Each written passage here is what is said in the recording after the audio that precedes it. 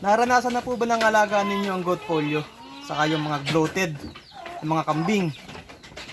Kung naranasan na po ninyo at nahirapan po kayo sa treatment na kung paano sila pagalingin, ito, para sa inyo po itong video na gagawin ko. Ito po, kasama ko po si Don Bogart.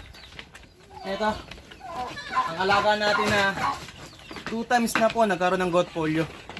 Ito po siya.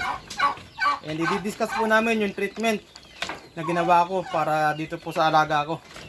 And bago ko po i-discuss sa inyo, samahan nyo po muna ako magbigay ng multivitamin sa ating mga alaga.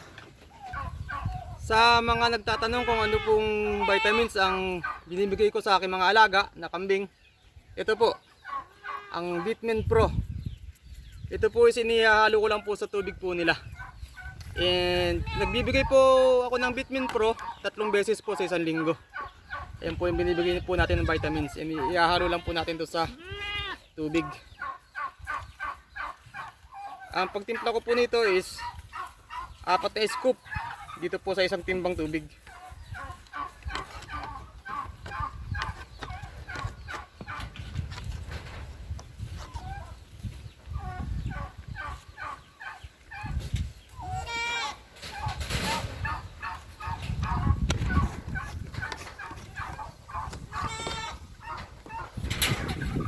Lagyan po natin ang tubig.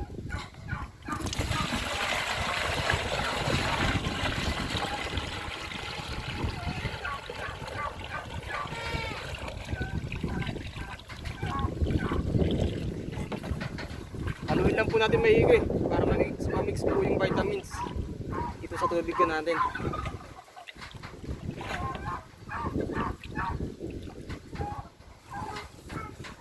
Ayan, ito na po yung ipapainom po natin sa mga alaga natin. Ayan, yung isa nating inahin, talagang minom po kagad.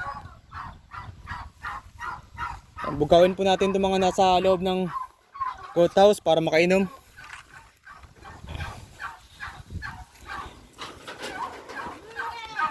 Labas na kayo, labas! Wait mama! Ako po kasi bago magpastol, nagpapainom po muna ako ng vitamins. Ayan po yung mga alaga natin, mga nakahiga pa. Ayan o. Labas na, wait mama! Dili, ipapasok ko na kayo. Labas na, labas!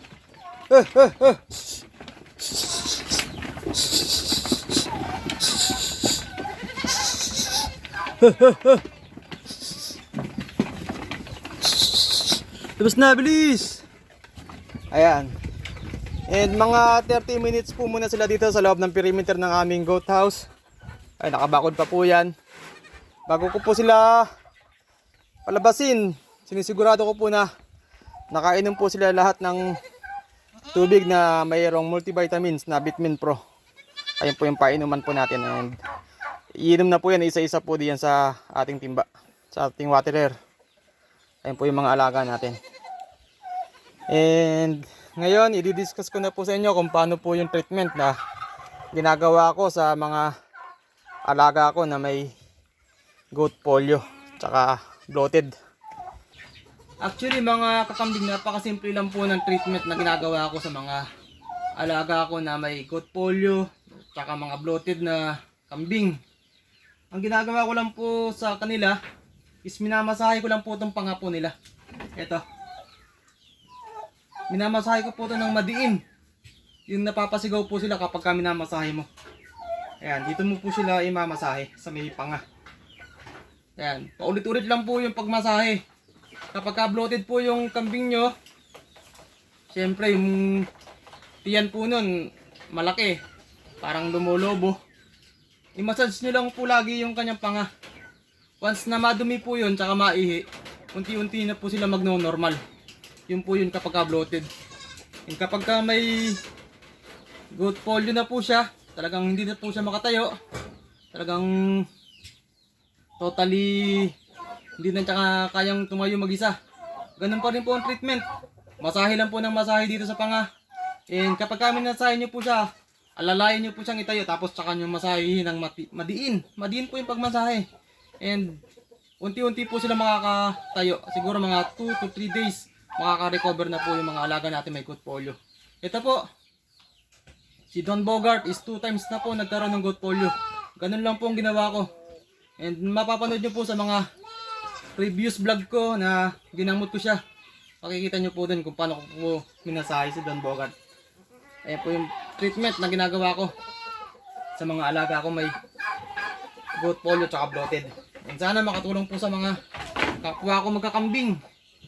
Kaya ako po ginawa yung video na to kasi marami po ako nakikita sa mga nag-upload sa mga wall nila na nahihirapan na sa kanilang mga alagang merong ganung sakit. Yung iba nga namamatay pa. Ganun lang po ang treatment. Sana makatulong. Ayan, ikakat na po natin ang videos and maraming salamat sa panonood and happy goat farming po sa ating lahat.